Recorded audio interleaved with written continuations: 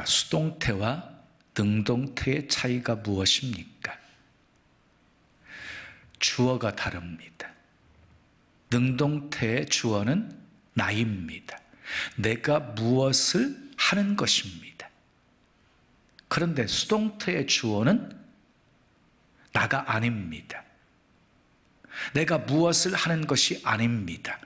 누군가에 의해서 내가 되어지는 것입니다. 우리는 하나님 앞에서 수동태의 인생을 사셔야 합니다. 수동태의 인생은 내가 모든 것을 결정하지 않습니다. 자, 내가 내 인생을 살아가는 것이 아닙니다. 하나님이 이끄시는 대로 순종하며 사는 것입니다. 여러분, 오랜 세월 동안 신앙생활을 했는데도 불구하고 변하지 않는 이유가 무엇인 줄 아십니까? 오랜 세월 동안 신앙생활을 했으면 영적으로 장성한 사람이 되어야 되는데 그렇지 못하고 영적 어린아이로 머물러 있는 이유가 무엇인 줄 아십니까? 능동태의 삶을 살아가고 있기 때문입니다. 여전히 내가 내 인생의 주인이 되어서 살아가고 있기 때문입니다. 내가 하고 싶은 대로 다 하면서 살아가고 있기 때문입니다. 하나님이 나를 중심으로 움직여 주기를 바라고 있기 때문입니다. 내가 기도하면 응답해 주시고, 내가 기도하면 치료해 주시고, 문제를 해결해 주시기를 바라기 때문입니다. 자, 그리고요, 자기 뜻대로 안 되잖아요. 그러면 시험에 듭니다. 넘어집니다. 자빠집니다. 그러니 이런 사람은요, 기복이 얼마나 심한지 모릅니다. 그러나 하나님을 중심으로 하나님이 이끄시는 대로 순종하면서 살아가는 수동태 인생을 살아가는 사람들은요, 자기에게 찾아오는 이해할 수 없는 고난 속에서도 감사할 수 있습니다. 왜냐하면 하나님은 실수하지 않으시고 모든 것 합력해서 선을 이루어 주시는 분이심을 믿기 때문입니다. 예수님도요, 수동태의 삶을 사셨습니다. 요한복음 6장 38절 말씀 함께 읽어요. 시작. 내가 하늘에서 내려온 것은 내 뜻을 행하려 함이 아니요 나를 보내신 이의 뜻을 행하려 함이니라. 예수님은 철저하게 이 땅에 오셔가지고 당신이 하고 싶어 하는 일들 하지 않으셨어요. 전부 아버지의 뜻을 행하면서 사셨다는 거예요. 또 마태복음 26장 39절 말씀도 함께 읽어요. 시작. 내 아버지여, 만일 할만하시거든 이 잔을 내게서 지나가게 하옵소서. 그러나 나의 원대로 마시옵고 아버지의 원대로 하옵소서. 예수님은요, 십자가 지시는 거 원치 않으셨어요. 그래서 웬만하면 조금 지나가기를 원하셨어요. 그러나 예수님은요, 아버지의 뜻에 순종하기로 결단을 하십니다. 주어가 예수님이 아닌 하나님이었습니다. 예수님은 항상 아버지의 뜻을 앞세웁니다. 아버지의 계획에 자신을 맡기십니다. 그리고 죽기까지 순종하십니다. 자, 바울도 수동태의 삶을 살았어요. 1차 선교여행을 출발했다가 아시아를 돌고 안디옥으로 돌아왔습니다. 다시 안디옥에서 2차 선교여행을 떠날 때 아시아를 향해서 복음 전하겠다는 계획을 가지고 움직였는데 성령이 막으셨습니다. 그리고 마게도냐로 인도하셨습니다. 빌립은 성령이 인도하시는 대로 순종했습니다. 예루살렘에 올라가게 되었지만 환난과 결박이 기다리고 있다는 사실을 알면서도 사도 바울은 성령에 매여서 예루살렘으로 올라갑니다. 여러분, 수동태 인생을 살아가는 사람들의 특징이 있어요. 하나님이 이끄시는 대로 순종하며 살아간다는 것입니다. 저도요, 하나님 앞에서 수동태 인생을 살아보려고 힘쓰고 애쓰고 있습니다. 절대 주님보다 앞서지 않고 주님 앞에 모시고 이끄시는 대로 순종하려고 애쓰고 있습니다. 주님 말씀하시면 내가 나아가겠습니다. 주님 뜻이 아니면 내가 멈춰 서겠습니다. 나의 가고 서는 것 주님 뜻에 있습니다. 주여 인도해 주시옵소서. 그럴 때마다 하나님께서 늘 인도해 주셨고 역사해 주셨고 감동해 주셨고 순종하면 그 다음 일은 하나님이 다 하셨습니다. 그래서 제 사역을 돌아보면은요, 그냥 하나님이 다 하셨습니다 이 고백밖에는 나오지 않게 하셨습니다. 내 생각대로 되어진 것 하나도 없었습니다. 다 하나님의 계획대로 되어진 것입니다. 근데 하나님의 계획은 제 계획보다 훨씬 더 컸습니다. 자, 오늘 본문에서도 수동태의 삶을 살았던 한 사람을 만나게 되어집니다. 바로 빌립이라고 하는 사람입니다. 빌립. 스데반의 순교로 인하여서 초대교회에 큰 박해가 시작이 되어집니다. 사도들만 예루살렘에 남게 되어지고 다른 성도들은 모두가 흩어져서 유대, 사마리아 그리고 온 세상을 향해서 퍼져 복음을 증거하게 되어집니다. 빌립이라는 사람도 집사였어요. 사마리아에 가서 복음을 전하게 되어집니다. 7절을 보면 빌립이 말씀을 전할 때 많은 사람들에게 붙었던 더러운 귀신들이 크게 소리를 지르면서 떠나갑니다. 그리고 많은 중풍병자와 안진뱅이들이 깨끗이 낫게 되어집니다. 빌립을 통해서 기사와 이적이 나타나게 되어진 것입니다. 그로 인하여서 사마리아 성에 큰 기쁨이 있었다라고 말씀하고 있습니다. 하나님이 빌립을 축복의 통로로 쓰신 것입니다. 구원의 통로로 쓰신 것입니다. 빌립은 앞으로 사마리아에서 어떤 역사가 일어날지에 대해서 기대가 컸을 것입니다. 그런데 그때 주의 사자가 나타나가지고 빌립에게 이렇게 주님의 말씀을 전합니다. 26절 말씀을 읽습니다. 시작. 주의 사자가 빌립에게 말하여 이르되 일어나서 남쪽으로 향하여 예루살렘에서 가사로 내려가는 길까지 가라 하니 그 길은 광야라 그랬어요. 자, 주의 사자가 빌립에게 일어나서 남쪽으로 가라 하고 하십니다. 자, 지금 사마리에서 놀라운 역사가 일어났잖아요. 놀라운 구원의 역사가 일어나고 있는 상황 속에서 사마리아를 떠나라고 하신 것입니다.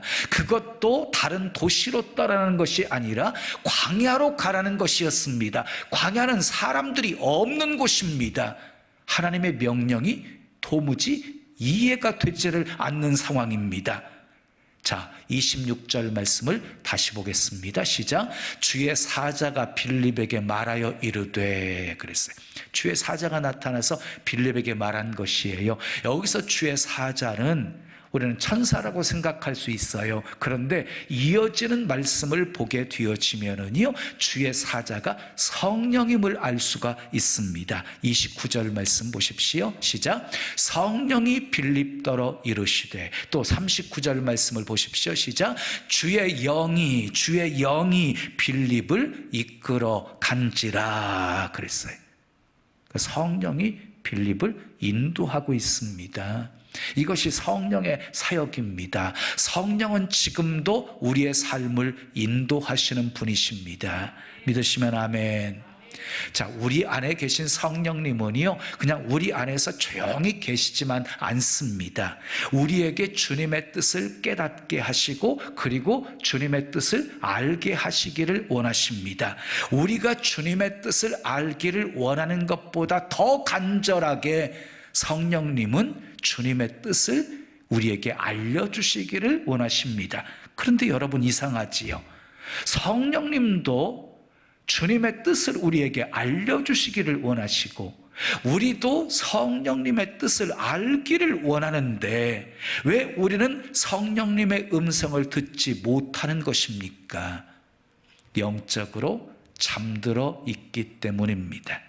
자, 예수님께서 왜 베드로에게 깨어 기도하라고 말씀하셨습니까? 깨어 기도하지 않으면 마귀가 틈타서 역사하게 되어지고, 그리고 결국은 넘어질 것을 아셨기 때문이었어요. 여러분, 마귀의 공격은요, 영적인 공격입니다. 그러므로 영적으로 깨어있지 못하면 결코 마귀의 공격을 물리칠 수가 없는 것입니다. 영적으로 잠들어 있다가 깨어나기 위해서는 어느 정도의 기도의 시간이 필요한 것입니다. 회개하는 시간이 필요한 것입니다. 주님의 보혈로 깨끗이 씻음받는 시간들이 필요한 것입니다. 세상으로 빼앗겼던 우리의 마음이 주님을 향하는 훈련의 시간들이 필요한 것입니다. 그리고 우리도 모르는 사이에 살찐 마음을 다이어트 해야 하는 시간이 필요한 것입니다. 주님이 기뻐하시는 가난한 마음이 될 때까지 기도하는 시간이 필요합니다. 기도하지 않는 시간이 길면 길수록 그런 시간은 더 많이 필요한 것입니다. 여러분 기억하십시오. 주님은 우리에게 설명하시는 분이 아니라 명령하시는 분이십니다. 본문 26절 말씀 다시 읽겠습니다. 시작. 주의 사자가 빌립에게 말하여 이르되 일어나서 남쪽으로 향하여 예루살렘에서 가사로 내려가는 길까지 가라 하니 그 길은 광야라 그랬어요. 자, 주님은 빌립에게요, 왜 사마리아를 떠나서 광야로 가야 하는지를 설명하지 않으셨습니다. 그냥 광야로 가라 하고 명령하셨습니다. 명령하셨어요. 자, 지금 사마리아에서 일어나고 있는 복음의 역사, 구원의 역사를 보면 사마리아를 지금 떠나라고 하는 그 말씀이 정말 이해가 되지를 않습니다. 그것도 사람이 없는 광야로 가라고 하신 것입니다. 자, 이럴 때 우리는요, 주님의 설명을 듣기를 원합니다. 그런데 하나님은 결코 우리에게 설명하시는 분이 아닙니다. 왜요? 주님은 순종을 통해서 우리를 인도하시기 때문입니다. 여러분, 주님의 뜻은요, 곧장 순종해야지 이것저것 생각하면요 헷갈리게 되는 거예요. 왜냐하면 마귀가 생각하는 동안에 우리 생각에 가라지를 뿌리고 가기 때문이에요. 주님은 분명히 광야길로 가라고 말씀하셨습니다. 뜻을 알려주셨습니다. 그런데 우리는 자꾸 주님께 설명을 요구합니다. 주님, 정말 광야길로 가야 합니까? 광야길이 맞습니까? 왜 묻는 것입니까? 광야길로 가기 싫어서 묻는 것입니다. 빌립을 보십시오. 주님께서 광야로 가라고 하셨을 때 왜냐고 묻지 않았어요. 그냥 순종했어요. 망설임도 없었어요. 주저함도 없었어요. 일어나 길을 떠납니다. 여러분은 어떻습니까? 성령의 인도하심에 민감하십니까? 성령이 인도하실 때 언제든지 순종할 준비가 되어 있으십니까? 아멘할 수 있으셔야 합니다. 자, 주님의 말씀이 떨어지자마자 곧장 일어나 광야로 가고 있는 이 빌립의 모습은 정말 아름답지 않습니까? 빌립에게 있어서 중요한 것은요, 내용이 아니었어요. 말씀하시는 분이 누구냐가 중요했던 것이에요. 사랑하는 여러분, 하나님은 실수하지 않으십니다. 아멘. 하나님은 완벽한 계획을 가지시고 우리를 인도하시는 분이십니다. 말도 안 되는 말씀이어도 주님의 말씀이면 순종하십시오. 이것이 주님의 인도함을 받는 비결입니다. 여러분 경험해 보았을 거예요. 종종 우리는요, 어느 길로 가야 할지, 무엇을 해야 할지 하나님께 답을 얻기를 원해요. 근데 우리 주님은요, 답을 주시지는 않고 엉뚱한 말씀을 하십니다. 너 지난번에 내가 말한 것은 순종했니? 우리는 지금의 문제를 가지고 기도하는데 주님은 전에 순종하지 않았던 문제를 말씀하시는 것입니다. 왜 그러실까요? 첫 단추를 잘 키워야 그 다음 단추를 잘 끼울 수 있기 때문입니다. 순종에는 단계가 있어요. 2단계 순종해야 그 다음 단계 순종할 수 있기 때문이에요. 물론 돌이킬 수 없는 일들이 있지요. 그런 일들은요, 회개하면 됩니다. 회개하면 다 용서해 주십니다. 그러므로 과거에 붙들려 있을 필요는 없습니다. 그러나 지금이라도 우리가 충분히 순종할 수 있는 것인데 순종하고 있지 않으면 하나님께서는 계속해서 그 순종을 요구하십니다. 또 물으십니다. 잘잘못을 따지자는 것이 아닙니다. 그것을 순종해야 그 다음 것을 순종할 수 있기 때문에 그런 것입니다. 자, 주님은 빌립에게 왜 사마리아를 떠나서 광야로 가야 하는지를 설명하지 않으셨습니다. 그러나 빌립은 순종했습니다. 그리고 순종한 빌립은 광야에서 에디오피아 국고를 맡은 내시를 만나게 되어집니다. 당시 에디오피아는 아프리카에서 이집트 다음으로 강한 나라였습니다. 빌립이 만난 사람은 그런 나라에서 절대 권력을 가지고 있었던 사람이었습니다. 근데 놀랍게도요, 이 내시는요, 하나님을 경외하는 사람이었습니다. 왜 예루살렘에 왔습니까?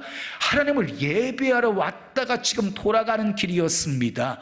돌아가면서 수레를 타고 움직이면서 말씀을 읽고 있었던 거예요. 그가 읽었던 말씀은 예수님의 고난을 예언하고 있는 이사야 53장의 말씀이었습니다. 그런데 읽어도 깨달아지지를 않는 것이었지요. 빌립이 달려가요. 성령이 가라고 하셨거든요. 그래서 읽는 것을 깨닫느냐라고 묻습니다. 지도해 주는 사람이 없으니 깨달을 수 없다고 대답을 합니다. 빌립이 이 내시에게 이사야가 예언한 말씀을 설명해 주면서 예수님을 소개합니다. 십자가의 복음을 전합니다. 내시가 예수님을 영접하고 세례를 받습니다.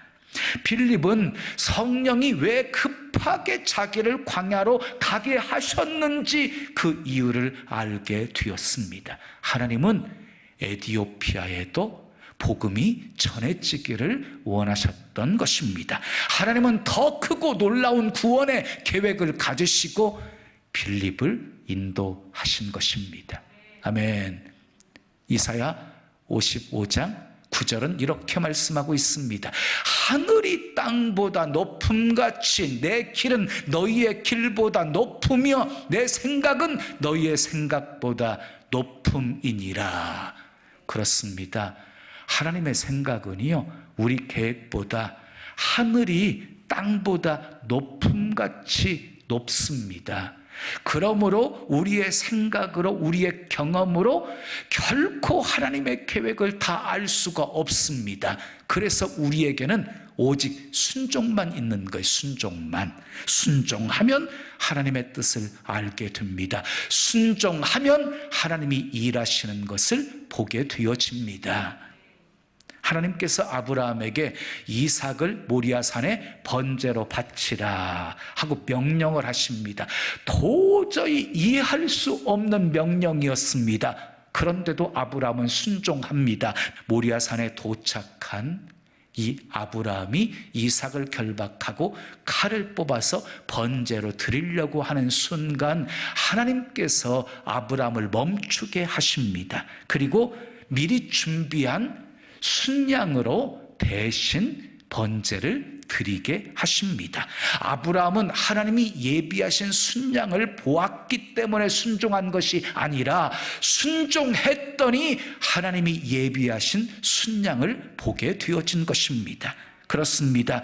주님의 뜻을 알려달라고, 주님이 예비하신 것을 보여달라고 기도하지 마십시오. 순종하면 주님의 뜻을 알 수 있습니다. 순종하면 주님이 예비하신 것을 보여주십니다. 아멘.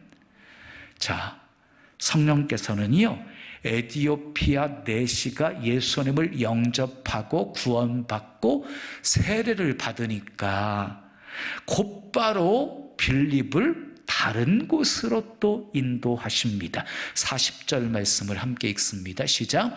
빌립은 아소도에 나타나 여러 성을 지나다니며 뭐하고 복음을 전하고 어디에 이르게 되었어요? 가이사라에 이르니라 그랬어요. 성령이요 빌립을 아소도로 인도했어요. 그리고 여러 성을 지나다니면서 복음을 전하게끔 인도했어요. 여러분, 지금 성령이 빌립을 인도하시는 목적이 무엇입니까? 나와 있지요. 복음을 전하고 복음 전파에 있었어요. 복음 전파.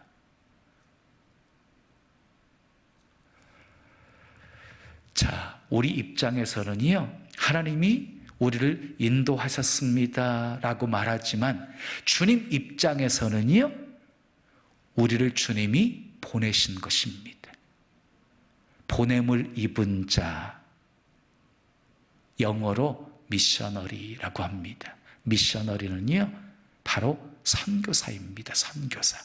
그러니까 지금 빌립은 평신도였지만 선교사였습니다. 주님이 보내신 그곳에서 복음을 전하는 것이 주님의 뜻입니다. 주님이 인도하신 그 사람에게 복음을 전하는 것이 주님의 뜻입니다. 자, 하나님이 광야로 가라고 하셔서 순종하셨습니까? 그래서 지금 광야에 있으십니까? 광야에서 승리하는 방법이 있어요. 주님이 인도하신 그 목적에 충성하면 되는 것입니다. 주님 속히 이 광야에서 벗어나게 해주시옵소서 라고 기도하지 마십시오. 주님, 이 광야로 보내신 목적을 완수할 수 있도록 은혜를 베풀어 주시옵소서, 이렇게 기도하셔야 합니다. 주님의 목적이 이루어지잖아요. 그러면 주님은 또 다른 곳으로 인도하십니다. 그렇게 복음을 전하던 빌립이 여러 성을 지나서 마지막 도착한 곳이, 정착한 곳이 가이사라였습니다. 사도행전 8장의 끝으로 빌립의 얘기가 나오지 않아요. 그러다가 사도행전 21장으로 가게 되어지면 사도 바울이 예루살렘으로 올라가는 길에 가이사라를 들리게 되어집니다. 바울이 잠깐 그곳에서 머물던 집이 바로 빌립의 집이었습니다. 빌립에게는 세 딸이 있었어요. 애연하는 처녀들이었다. 이렇게 성경은 소개하고 있습니다. 여러분, 빌립의 최종 목적지는 광야가 아니었습니다. 가이사라였습니다. 사랑하는 여러분, 주님의 인도하심을 받기를 원하십니까? 원하시면 크게 아멘 하십시오. 그러면 영적으로 깨어 있으셔야 합니다. 성령 안에서 기도하셔야 합니다. 주님은 우리에게 설명하시는 분이 아니십니다. 명령하시는 분이십니다. 주님의 생각이 우리 생각과 전혀 달라도 순종하십시오. 사마리아를 떠나서 광야길로 가라고 하셔도 순종하십시오. 순종하면 주님의 뜻을 알게 됩니다. 순종하면 하나님이 역사하시는 것을 보게 됩니다. 순종하면 최종적인 목적지인 가이사라로 인도하십니다. 여러분, 주님의 인도하심을 받는 것은요, 기쁘고 가슴 설레는 일입니다. 그런데 힘들지도 모릅니다.